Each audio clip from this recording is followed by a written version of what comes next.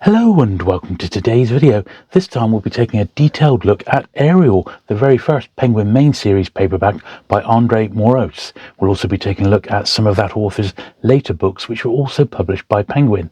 So sit back, relax, and let's take a look.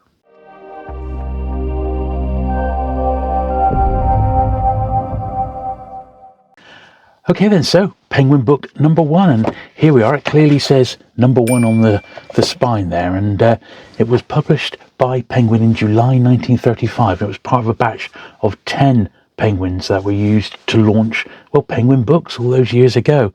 And it might seem a bit of a strange choice today, and I've been thinking long and hard about why they chose that particular book for number 1, and all I can think of is based on the number of times it was reprinted, even in hardback, before it became a Penguin paperback.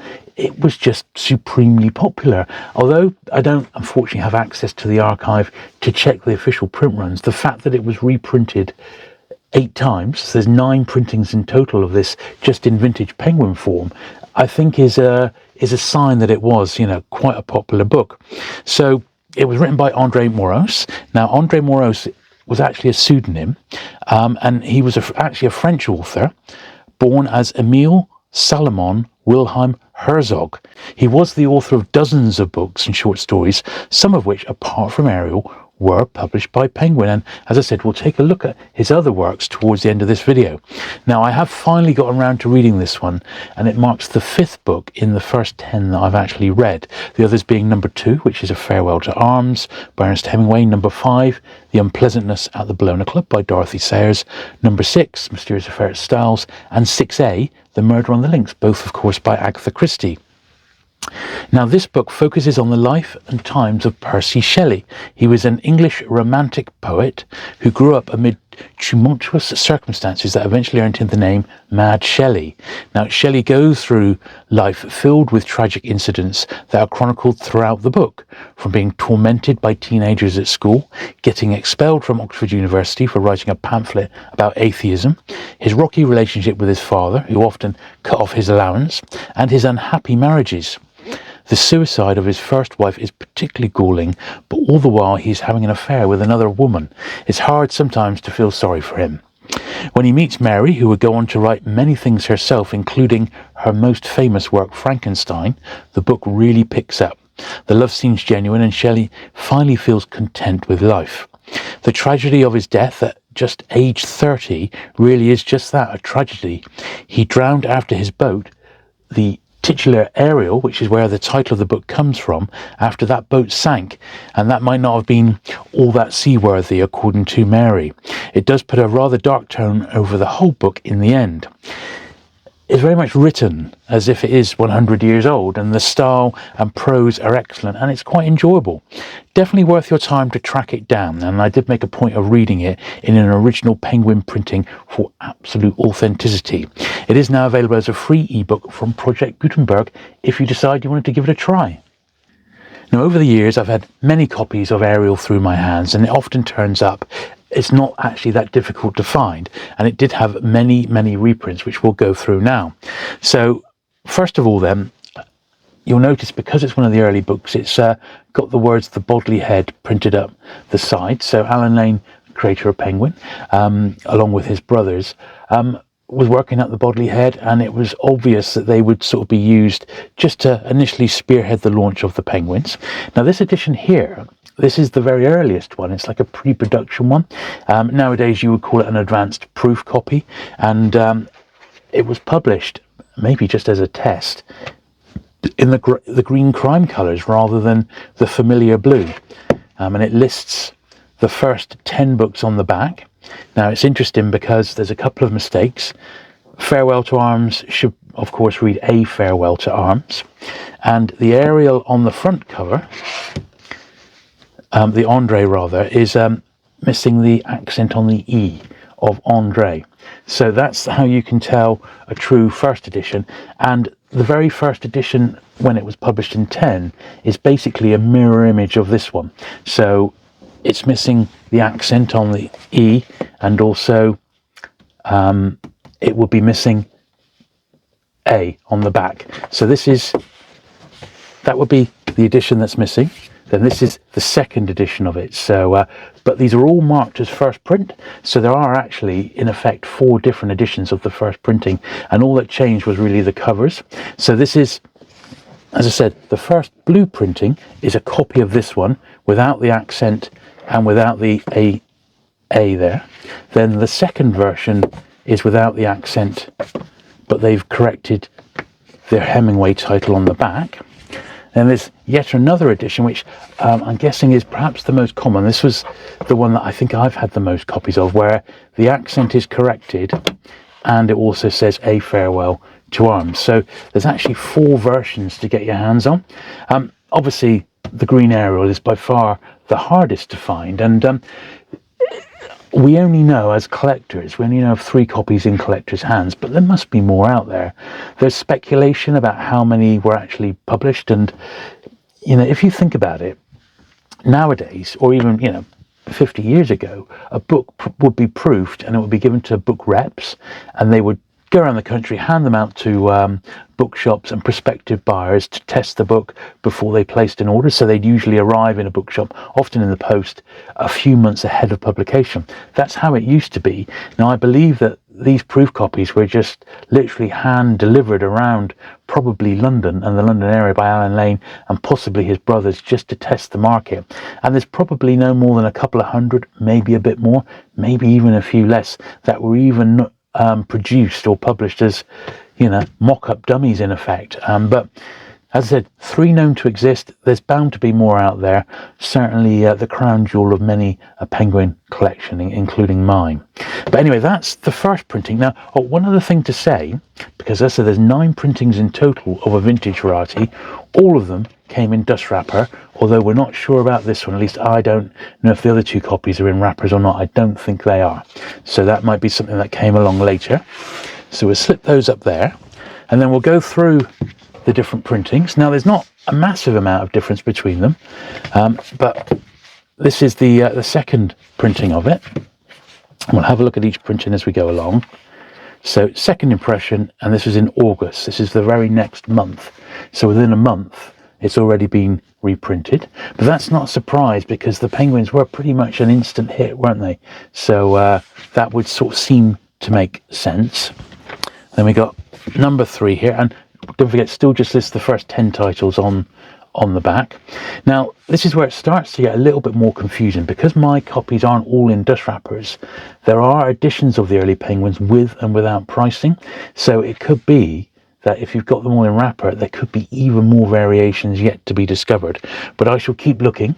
But this is the third printing. So this is in a dust wrapper, and I think this is October 1935. This one, yeah, third impression, October 1935, and as I said, this one's in its wrapper, and this one shows the first 20 books on the back. So that's an obvious giveaway that it's one of the reprints.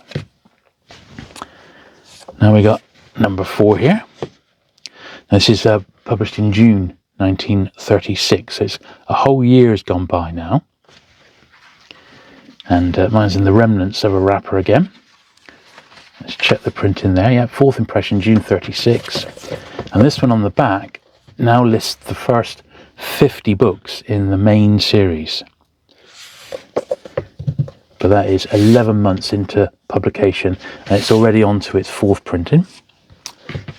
The 5th printing here, once again, mine is in a wrapper which is priced the same as my one for number 4. And this is from October 1936.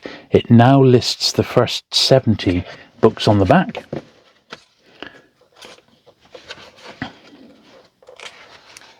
There we are, 5th impression, October 36. Now here's my slightly ropey 6th impression. This one really is falling to bits. This is from July 1937. So this is 2 years into it, into Penguin's history, and it's on its 7th printing already. 6th printing, yeah. 6th printing, July 1937, which is pretty amazing, really. 6 times in 2 years. I mean, for a biography title as well, you have to wonder why. Why was it so popular back then? I don't know. certainly it is an interesting read, but surely something like Farewell to Arms you would think would have been a better seller. Right, so this is my 7th printing. Now this is dated March 1938. And this one's got a list of authors on the back rather than an actual numbered list. Got some on the back here as well, so obviously by now Penguin had established many other series, so it does have a few little adverts as well. So that's how they highlight those. So yeah, a couple of adverts, none on the actual back yet, on the back covers. This is the 8th printing from May 1939. And this one just has the last, sort of from March, April and May 1939. They were the penguins that were published in those months. So it lists the pelicans in March, the main penguins in April and May by number as well.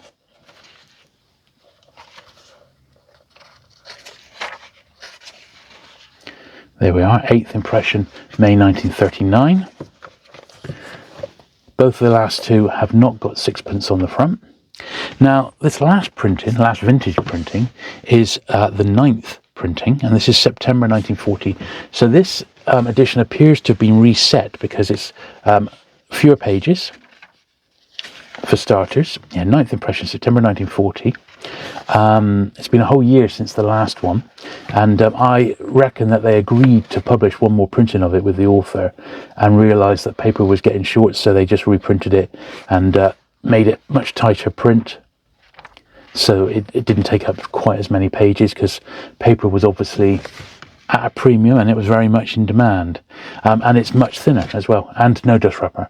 So that was the very final vintage printing that got published, but that wasn't actually the end of it, because 50 years later, in July 1985, Penguin celebrated their 50th anniversary, and there was a bit of a parade, and Penguin have always been pretty good at blowing their own trumpet, and one of the big things they produced was this, which is the first 10 penguins. So we'll have a look at that one now. So here's probably the easiest way to read the first 10 penguins, and it's the first 10 penguins box set. Now, this was produced in 1985, very, very susceptible to sunning. So if you can find a really nice one without the box being sunned, you're doing very well. But mine, although a bit sunned, the actual books were mint, and that is probably the easiest way to grab the first 10 if you wanted to give them a read. I said I read a few of them, but not read them all. And that, of course, includes a copy of Ariel in that one. And it's just sort of says no dust wrappers on any of these. And it just says that it's the reprint from 1985 in facsimile form. Yeah, first published 1985. This paperback edition reissued in September 85. Part of the box set of facsimiles. There we are. It's quite a nice box set. This comes with a little first 10 penguins booklet as well, which is a very nice little thing on all the authors. So there's that edition. Now, it did also get published, so those were never sold separately, but it did also have this edition here. Now this one here I think is quite scarce and maybe harder to find than you might think. So basically underneath it's the same as the one that we've seen, however you can just spot there that it's in a dust wrapper, so it's got a specifically printed dust wrapper, and it comes with a belly band which says with the compliments of the directors of Penguin Books 50 Penguin Years. So this would have been given out, there we are on the back, once again probably by reps and probably sent to key account holders, I would think at the time, just to sort of celebrate Penguin's 50th anniversary. And I think that out of all the anniversary publications is probably the scarcest one to get, but you might need to keep your eyes peeled for that. But certainly this box set is very, very easy, and if you want a physical copy of Ariel that's not fallen to bits like a lot of mine, that's probably the one to try and track down. So now, as promised, we'll have a look at some of the other books that André Maurois had published by Penguin. Okay, so it's Penguin 110, which was another biography of Disraeli. And I said at the start, André Maurois published dozens and dozens of books and short stories, miles more than you could believe, and it was inevitable that Penguin would end up publishing some of them. And there was one other in Vintage Times, which is this, The Silence of Colonel Bramble, which was actually a fiction book, and early wartime one, 1940 for this particular one. Then he had a Penguin handbook. Look at this, The Art of Living. Really, really nice Penguin handbook, number 38. I think it actually mentions on the front, his best, in the field of biography, that Monsieur Maurois has achieved his most notable work, Ariel, Life of Shelley, originally published in 1923, it's actually 24, was Penguin, or maybe 23 in France, was Penguin #1 in 1935. His other best-known works include Disraeli, also a Penguin, Byron, The History of England, The History of France, The Quest for Proust, and Leah, The Life of George Sand. He lives in Paris in the winter and in the Dordogne in the summer. There you go. This was a really, really nice Penguin handbook, and that particular one was published in September 1960. Now, his next book was actually a Peregrine. Now, I do have a handful of Peregrine books, not many, just a handful. It's called The Quest for Proust, and it's Peregrine Y6. Now, I've not got that particular one, but I'll flash a picture up on the screen now. It's translated by Gerald Hopkins, and that was published in January 1962. And then there was a couple more main series books. We've got this one here, which is September Roses. Now, this is much later. It was a cover drawing by Charles Mosley. And this one was published in September 1962, translated by Gerald Hopkins again. And that was Penguin 1806. And then there was just one more, and it was, once again, a biography, but not, you know, the familiar blue covers are gone now. It had a picture jacket there, a photograph on the by Douglas Glass. And this one came out in January 1963, and it's the life of Sir Alexander Fleming, the chap who did, in fact, discover penicillin. There we are, and that is his complete Penguin output. So there you go. I hope you've enjoyed that little look through the Penguin works of André Maurois and the detailed look at Penguin book #1, Ariel. If you have enjoyed today's video, do please give it that thumbs up. Do please hit the subscribe button if you've not already for regular vintage Penguin and paperback content, and I'll look forward to seeing you again very soon. Bye.